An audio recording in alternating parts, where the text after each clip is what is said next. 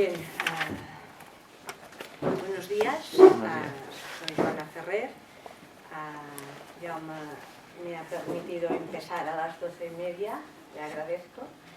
Y en función del tiempo que la comida está prevista para las 2, hemos en estos minutos anteriores reenfocado la sesión. En primer lugar, os quiero explicar un poco en detalle el por qué creo que hoy yo os puedo explicar alguna cosa. Mi proceso profesional es, yo siempre digo lo mismo, yo soy docente, he sido docente 26 años en centros de secundaria, he sido tutora muchos años, he llevado a cargos de coordinación muchos años, de dirección en secundaria, y ahora haciendo de dirección también hacía formación de formadores en la universidad, y hace unos años tuve un encargo desde la Dirección General de Secundaria para iniciar la siguiente línea, y es ayudar a los centros, a los equipos de centros, a conseguir el cambio. Ayudar a los centros a conseguir el cambio, pero sabiendo hacia dónde. Y por tanto, de forma muy próxima, pero muy profesional, al menos esta era la intención, ayudar a los centros a lo que les pertoca, y es la innovación a partir de la formación. Entonces, este es un proyecto que me gusta llamarlo, no formar centros, sino acompañar a los centros en el cambio.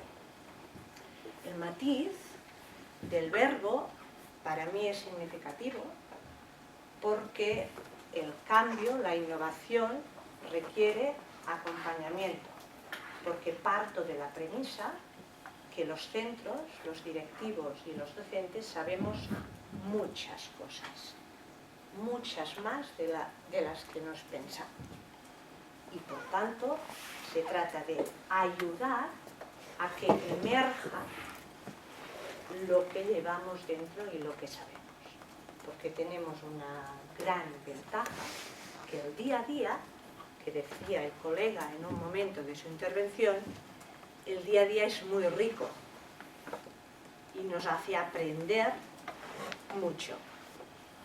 Pero los momentos de reflexión en el centro son escasos, muy escasos. Y de lo que se trata es de acompañar a los centros, de equilibrar el ritmo frenético del día a día con esta perspectiva de la reflexión. Si no hay, y esto lo decía el doctor Sarramona al inicio de su intervención, si no hay reflexión, acción, acción, reflexión, la innovación, el cambio, está evidenciado que no se produce. Por tanto, yo me lo planteo como, el equipo nos lo planteamos como estar al lado de los centros. Entonces, cada centro, según su contexto, particularidad, pide un elemento, un aspecto, una modalidad formativa diferente en función de sus necesidades. Por tanto, rompes aquello de toca formarnos de esta manera, única, genérica, porque esto es una falacia. Los que conocemos los centros, palpamos y evidenciamos que tenemos muchas cosas en común y muchas de diferentes. Por tanto, el elemento contextualización no es baladí, no es un detalle, es esencial. De aquí que los centros tengan que poder pedir ayuda sobre aquellos aspectos que en aquel momento necesitan. Esta modalidad formativa la llamamos en su día modalidad de equipos de centro.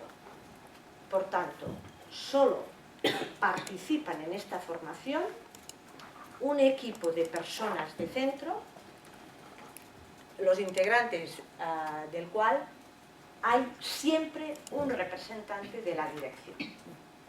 Porque otra premisa que hoy se evidencia mucho es que si la dirección no está implicada, el cambio, la innovación, no se puede.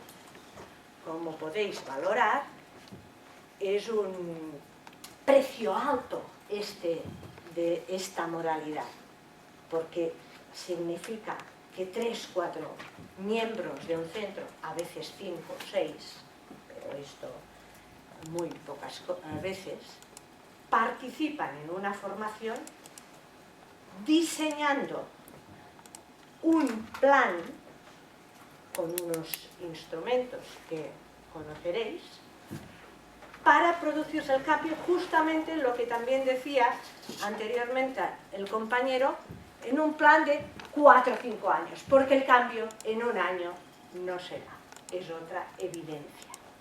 Por tanto, al lado de la celeridad que también hablábamos ahora, se tiene que imponer el trabajo a medio término. No digo a largo término, pero a medio término sí, porque el día a día es corto término y la reflexión te permite dar el medio término. Y por tanto, como directivos, tenemos que acertar en el arte de equilibrar el corto término con el medio término. Es un arte, porque tenemos que tener esta visión.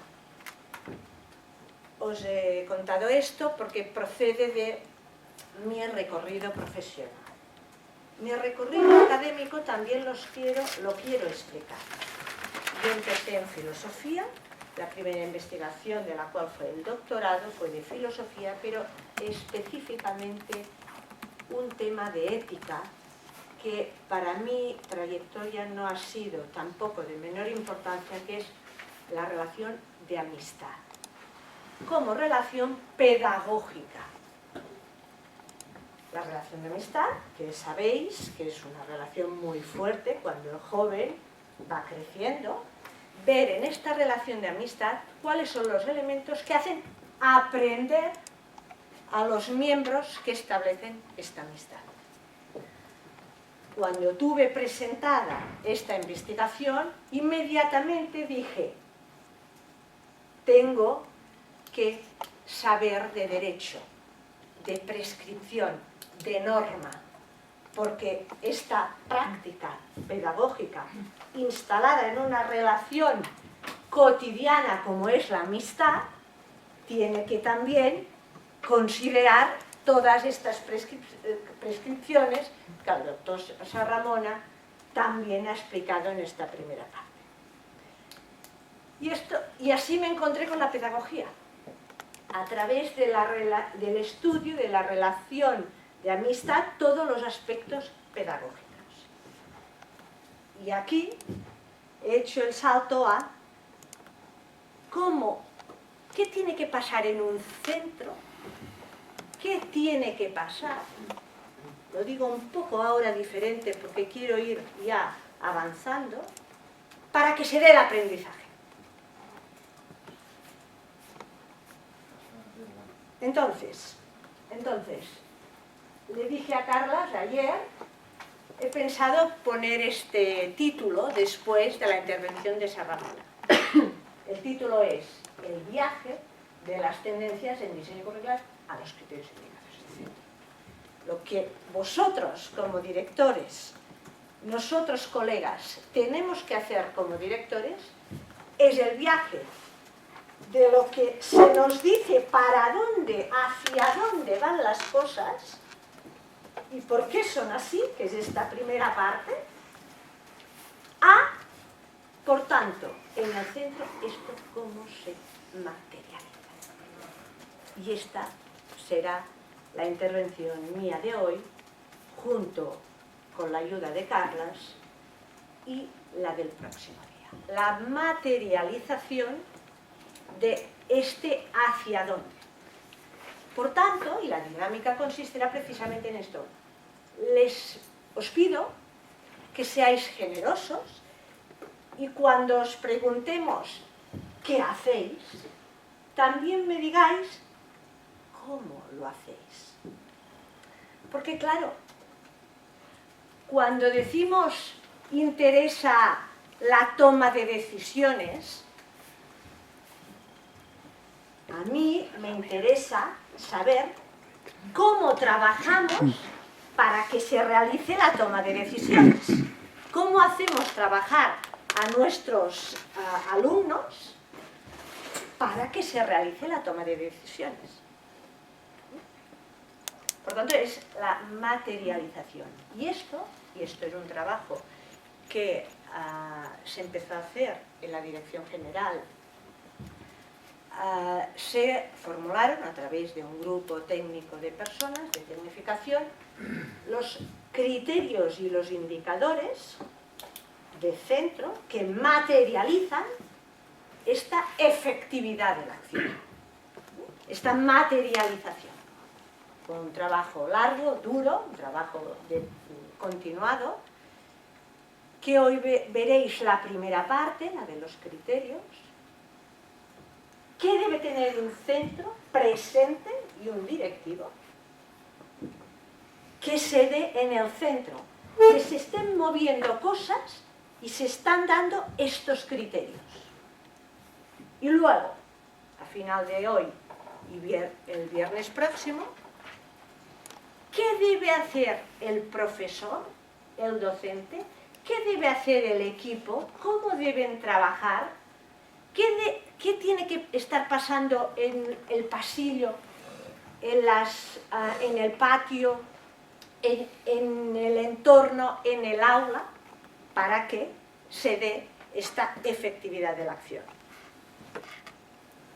Sí, ahora sí, tengo la diapo del... Sí, vale, ¿esto funciona? Sí, sí está puesto. Sí. No. Vale. Porque ahora igual el Jaume, si me oye, me corregirá y ya me gusta, porque así nos volvemos a pelear, ¿no? Pero la psicología de la acción dice una cosa que tiene mucha importancia y a veces lo olvidamos. Que nosotros tenemos que hacer actuar el alumno, esto lo veremos más adelante, y hace tiempo que lo oímos. El alumno hoy debe ser actor de su aprendizaje, decimos. Acción. El alumno tiene que hacer. La escuela tiene que hacer.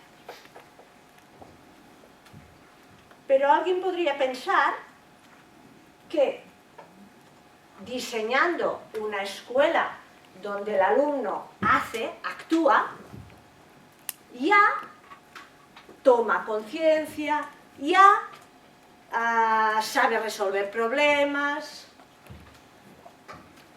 Lo que dice la psicología de la acción es que no basta con hacer un alumno agente, sino que hace falta la efectividad de esta acción.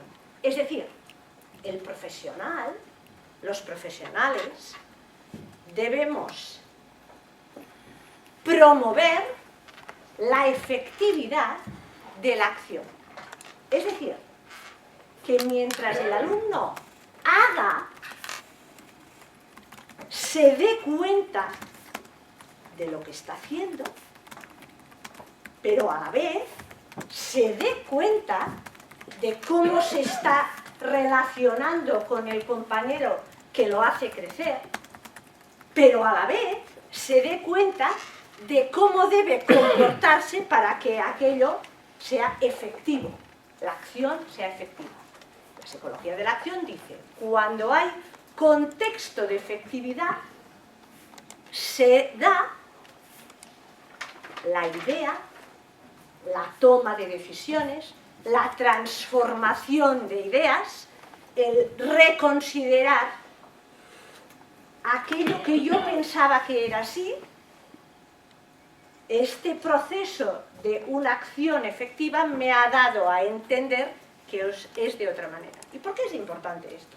Porque al final la educación, la formación de los jóvenes no es hacerlos cambiar de idea, sino que es que haciendo se den cuenta. Porque el adolescente hoy no va a cambiar de idea porque le digamos nosotros, y menos el adolescente, que cuando te dice que piensa X, él piensa X, y ya está. Y ya puedes tú ir diciendo, pues mira, no, porque mi experiencia, el cambio no se va a producir. Y lo que nos interesa en un planteamiento de este hacia dónde que nos han presentado anteriormente, es que el cambio de lo que deba cambiarse nos pide haciendo, pero con un entorno efectivo. ¿Quién debe diseñar este entorno efectivo? Es nuestra tarea, lo de los profesionales, la de los profesionales. Nos pertoca, nuestro reto es crear condiciones en nuestras escuelas que garanticen esta efectividad en la acción. Y aún estamos en lo genérico, pero creo que es una idea que no debemos perder. A veces, colegas, os habrán contado, a mí me ha pasado, no, yo ya hago hablar a los alumnos. Les monto un debate, pero no hay manera. Siempre se quedan pensando lo que pensaban antes. El debate, puedes llegar a la conclusión, no funciona. Conclusión muy precipitada. El tema no es si haces debates, si haces proyectos o si haces trabajo cooperativo. El tema es cómo tú diseñas este contexto para que se dé un debate, para que se dé un trabajo colaborativo. Esta es la tarea que tenemos entre manos. Es esto. ¿Me explico un poco? Por tanto, les pediremos que piensen en qué hacen en sus escuelas, que son muchas cosas las que hacemos, muchísimas. Una de las cosas que es interesante de mi trabajo es contactar con muchos centros y que te expliquen lo que hacen y ves una riqueza muy grande. Su problema no es hacer cosas, su problema es cómo hacerlas, porque se dan cuenta que el cómo es lo que genera el cambio, la formación, es el cómo. Por tanto, ahora ya hemos aprendido todo el currículum, todo lo que dicen las tendencias internacionales y de todas las pantallas que hemos visto, seguro que todos estabais pensando, esto yo lo hago, esto yo lo hago, esto también lo hago. Claro que sí, claro que sí.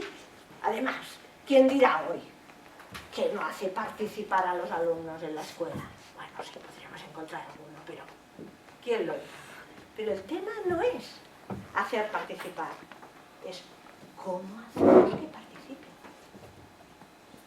Porque claro, si lo haces de una forma, la psicología de la acción dice que no se da el resultado. Por eso yo una de las conclusiones, y la anticipo ya, que hoy les invitaré a pensar, es que a veces las palabras nos pierden. Y cuando hablamos, por ejemplo, de metodología, yo les invitaré a decir, deja la palabra, piensa primero el significado que quiere decir y luego ya vuelve a la palabra.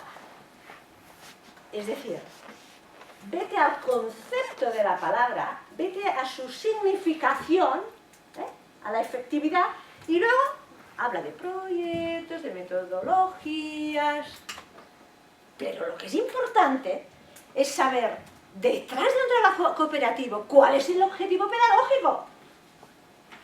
Porque si no atrapamos este objetivo pedagógico, entonces estaremos en el mar de las palabras de nuevo y en el océano, que es una de las enfermedades que los que nos dedicamos a esta profesión nos hemos metido. Palabras, palabras y palabras. Muchas palabras. Por tanto, esta será mi propuesta, que lo haremos con el tiempo que tengamos, pero que está conectada la sesión de hoy con la del siguiente día. ¿De acuerdo? Muy rápidamente, el doctor Sarramona nos ha dicho para qué un currículum, al servicio de un alumno, pero también el docente que quería decir currículum. El docente la voy a señalar. Decía, el docente dice, aquello que tiene que hacer el docente.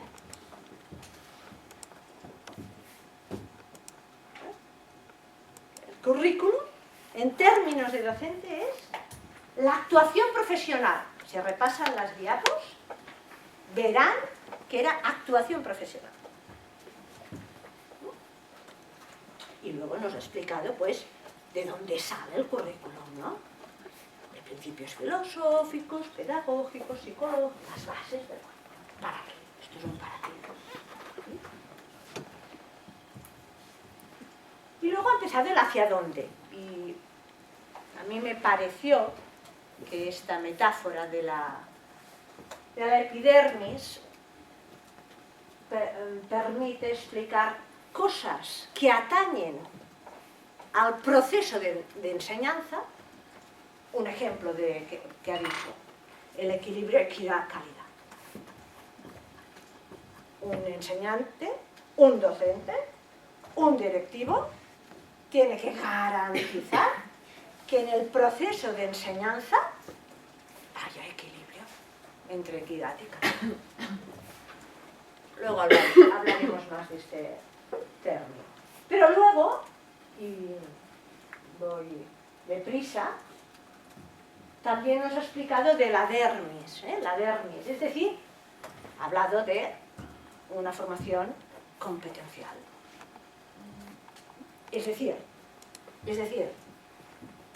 tu proceso de enseñanza, y les estoy sacando dos expresiones que les suenan de sobras. Proceso de enseñanza, proceso de aprendizaje, ¿verdad? Dos cosas diferentes. Proceso de enseñanza es, yo profesional diseño un proceso de enseñanza. ¿Para qué? Lo decíamos antes, para que se aprenda, para que se dé un proceso de aprendizaje. Lo tenemos claro, ¿no? Esto. Lo que pasa que también en la administración hemos liado mucho las cosas y durante una época, una larga época, se ha hablado de procesos de enseñanza-aprendizaje. Pero ahora, si están atentos un poco a la lectura última de pedagogía y de currículum, ya verán que está empezando a caer lo de proceso de enseñanza-aprendizaje y ya se habla de proceso de aprendizaje.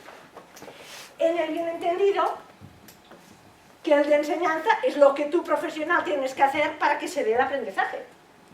¿Vale? ¿Por qué? Porque el núcleo, no el núcleo, el objetivo es el aprendizaje del alumno. Lo otro es el arte y la técnica que tiene que tener el profesional para que se dé este aprendizaje. A mí me gusta acentuar esto porque al final es aquello que también nos ha contado Jaume. Lo importante es preguntarte, ¿han aprendido? A mí, en confianza, a mí me ha pasado en mi trayectoria de docente de filosofía, que además me apasiona por su vertiente comunicativa, me ha pasado decir que contenta que salgo hoy de clase. Sí, me ha pasado, lo digo, sí. Y a quien no le haya pasado, que levante el dedo. A todos. El tema es que lo que decíamos de la reflexión-acción, ¿no?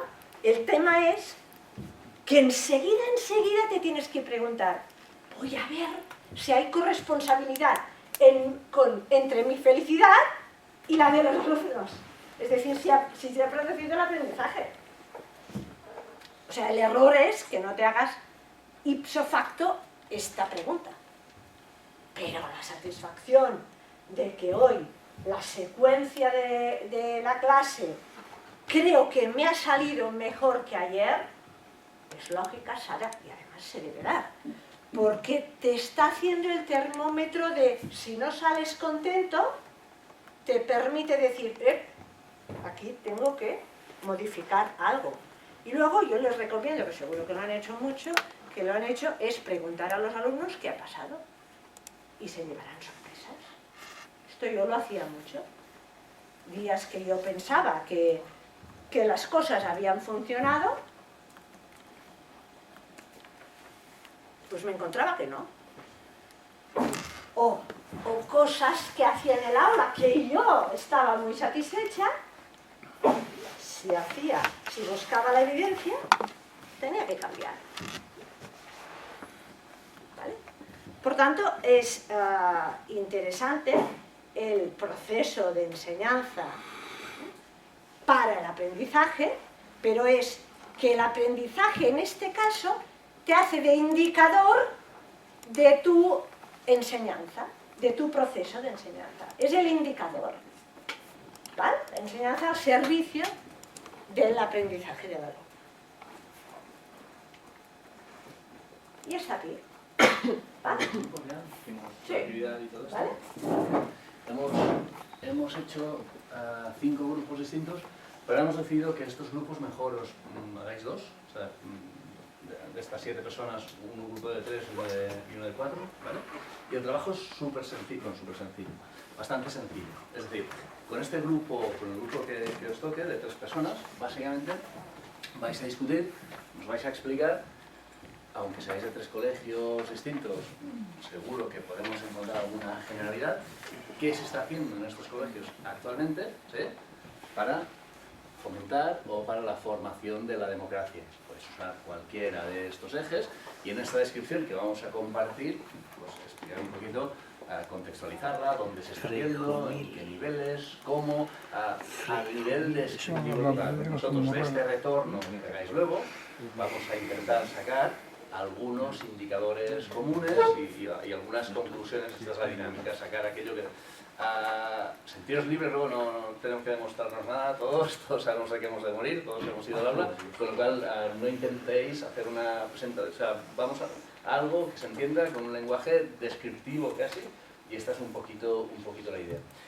Un matiz, quiero volver a insistir a dónde queremos llegar estos 2 días.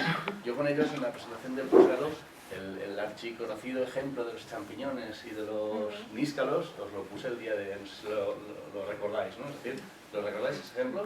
¿Sí? Yo no estuve. O sea, yo hablaba que la labor de un directivo era crear un contexto para que sucedan las cosas. Esto es exactamente lo que está contando Joana. En el caso de los níscalos, los indicadores serían, si tú quieres que salgan níscalos, bueno, que la humedad esté entre el 50 y el 70%, no tengo ni idea, que lluevan 10 litros de agua cada día, que la altura, temperatura media, estos son indicadores directamente. La analogía es perfecta, porque el equipo de Joan ha hecho un trabajo que para mí es muy potente y muy útil para un colegio.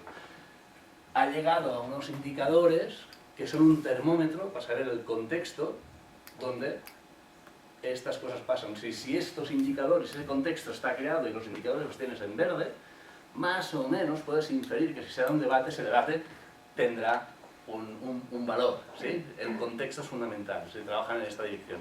Luego veremos en otras sesiones también otros modelos de calidad. Cuando hablamos de indicadores, estamos hablando de calidad.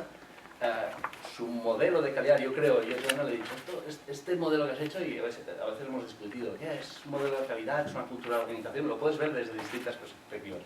Pues un modelo de calidad centrado en procesos de aprendizaje. Hay otros modelos de calidad que se centran en procesos de enseñanza y mezclan conceptos. Los vamos a discutir durante el posgrado, ¿vale? Bueno, la actividad es la siguiente, es decir, simplemente estos 7 que estáis aquí, elegid 4 y 3, la haría directamente. Vamos a la sala, nos sentamos por grupitos y durante 20 minutos, media hora, preparáis, luego tendréis que levantar y explicar un poquito, pues mira, nosotros hacemos esto en esta línea y esta es un poquito la descripción. Entonces los grupos, ¿sí? Sí. Aquí en el grupo de democracia... Si te parece, Carles, lo hacemos más ágil, le enseño a decir de 1 al 4, Sí, sí. aquel rincón, del 5 al 7 al otro rincón. Elena, Jesús, Miriam, María Isabel son un grupo, Carmen, Raúl, Antonio... Al gallinero lo removemos. Un momento. A cada cual, cada grupo que se ponga como si quiere salir de la clase, Sí, ¿eh? sí, sí, pero vamos. No hay problema, solo un matiz al comentario de Carlos. Cuando hagan, vean y les expliquen indicadores de proceso de enseñanza, recuerden mis palabras, al servicio del aprendizaje. Y lo digo, y no resisto a callarlo, porque nos hemos complicado mucho la vida. Con indicadores y con tecnificación. Y al final, tenemos que poner el acento en que el alumno aprenda. Por tanto, necesitamos unos instrumentos, unas pautas, le decía al compañero desayunando, útiles y que nos digan cosas y viables, posibles. Este es el producto que verán entre hoy y el día siguiente. Cosas concretas, pero como habremos venido de lo genérico, entenderán esta concreción. Pero al final necesitamos qué y cómo debemos trabajar en nuestras escuelas para que se den entornos de aprendizaje. Gracias. Este es un grupo, salimos arriba, lo voy pasando. Este es el siguiente, sí, del 8 al 11. Lourdes, Ignacio, Raquel, Sofía, un grupo. Miriam, Rafael y Bartolomé, otro. Mundo tecnificado. Sí. La siguiente, ¿cuál es, Joana?